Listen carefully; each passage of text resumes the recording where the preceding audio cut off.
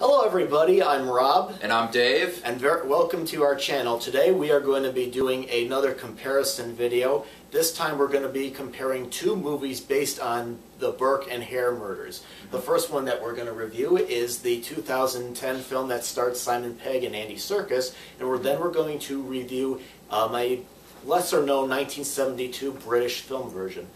Now we're not going to go into complete details about the real incidents of Burke and Hare. I'm sure you can go find it. But one thing I will say is the Burke and Hare murders were a series of murders that were committed in Edinburgh, Scotland, over a period of about 10 months in 1828. And the killings were committed by William Burke and William Hare, and they sold the corpses of their victims mostly to Dr. Robert Knox as dissection material for his anatomy lectures. I commend you both on account of his freshness. Thank you, Doctor.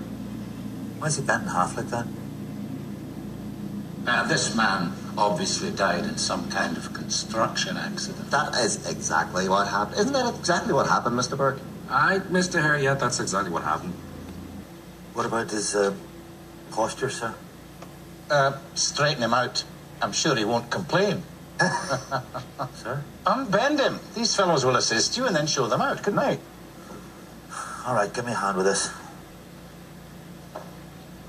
And this version is told more in the style of a dark comedy, which, dark comedy oftentimes makes fun of stuff that society holds, very dearly, like death, and the movie is also a satire. Right. All right, so Dave, what's your reaction to this version of the movie? Yeah, it is. This was definitely a lot funnier than the older one. It was like, of course, with Simon Pegg, anything is funny. A comedy actor and everything. I mean, this was a good attempt for him to play a little more serious role and like a scary role. But all in all, I mostly got a lot of chuckles out of this film, being that it was a dark comedy more than a horror film and everything. Yeah, you made a good point. The version that we're going to review in a moment is not really a comedy. There's dark humor in it, but it's more of a dramatic horror film.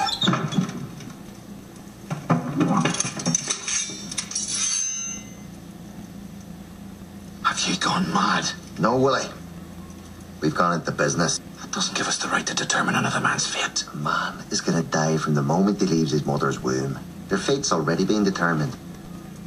All we'd be doing is helping them along. With this version, I'd say between the two, I probably enjoyed this version more, but I was kind of disappointed with it. I kind of found it to be a little bit rambling. I thought the movie got off to a great start. The movie, in addition to being a dark comedy, like I said, it's a satire. Like, for example, at the beginning, there's a narrator that says, welcome to 1828 Scottish Enlightenment. Enlightenment?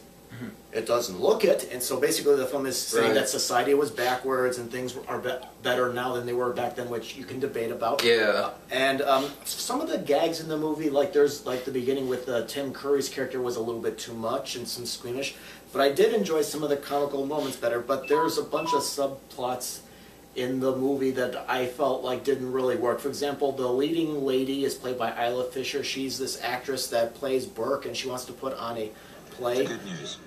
The good news. What good news? I have decided to finance your play.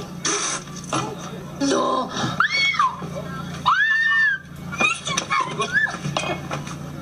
I really didn't find her or the subplot to be very interesting. To me, it was like the movie's 90 minutes, and it doesn't feel like it. Feels like it's longer. It feels like they ran out of stuff to do with the main plot with Burke and Hare, so they threw in all these different subplots. And this one, it was like, oh, the movie's too dark. Why don't we just lighten it up? And I felt like it didn't. After a while, it just didn't really work out and everything. Yeah, when it first starts, it's like that whole like guy, that over voice thing, that it's like a Monty Python skit kind of thing, or like Blackadder. But then as the movie progresses on, then it's like I felt like it just didn't maintain the dark comedy element that was there at the beginning. I mean, the sets and the costumes were terrific. I felt like it helped me feel like I was in the period, and I thought Pegg and Serkis were terrific together. I mean, Serkis is more cunning and ambitious of the two, and Pegg has more of a conscience. Like, he's always saying, maybe we shouldn't be doing this or doing that, and Serkis like, oh, come on, let's do this. And for the most part, the cast is made up of a lot of well-known British stage, film, and TV actors, and I thought they were great. Like Christopher Lee's in this movie. Ronnie Corbett from the British comedy show The Two Ronnies is in here.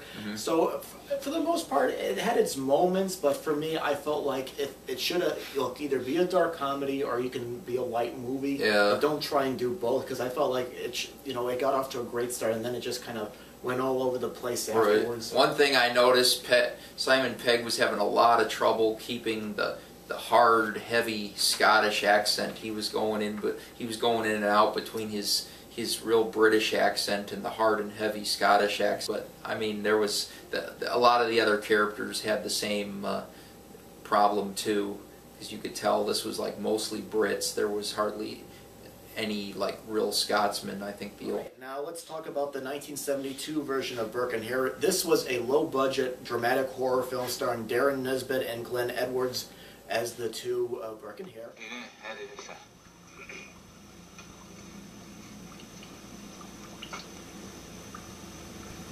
Give him £7.10. Thanks.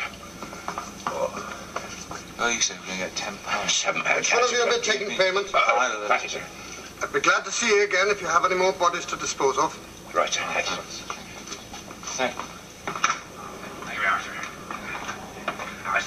This was a cast of mostly British character actors from the film and stage.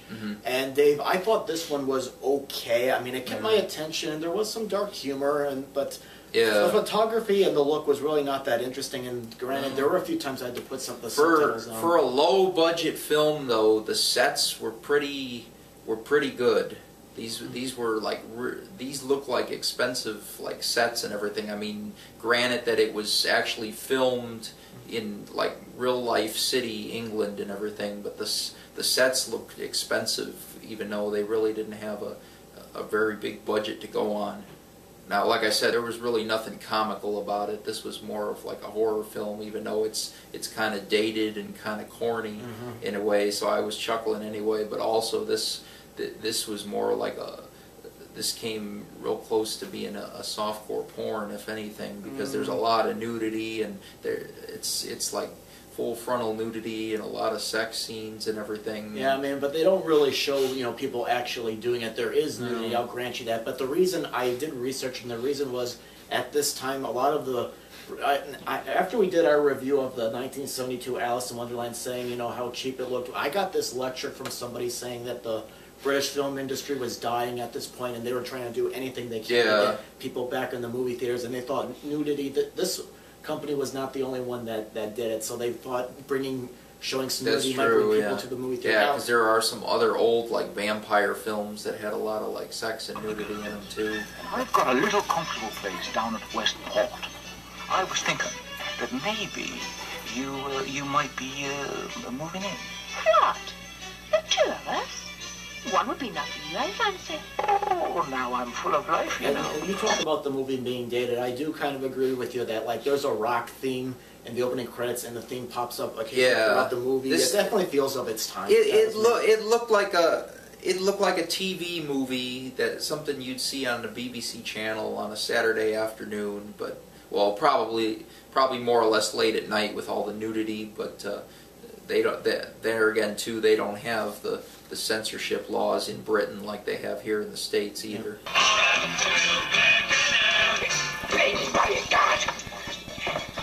I told you we should have got a bigger box. Not a bigger box, but it took us bigger. Now, the good things I liked about the movie was the actors playing Burke and Hare. Again, I thought they were good. The cast, they're mostly playing stock characters, and they're not really fully developed characters, but they're recognizable stock characters. Yeah. They were fine.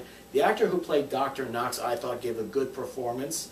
There's two other subplots in the movie. One of them involves Knox's students in a whorehouse. Another one with a character named Daft Jamie. Yeah. It's like, for a while, it's like you're watching three separate movies because it takes a really long time for all of them to come together. And I felt like by the time it did, it was a little too late. Because in the new one with Simon Pegg, I noticed too that both Burke and Hare in the old '70s one, they're already both married. In the new one, Simon Pegg's character, he's not even married. He only meets this girl and he's like dating her. But in the very end of the new one, they say like they call her Mrs.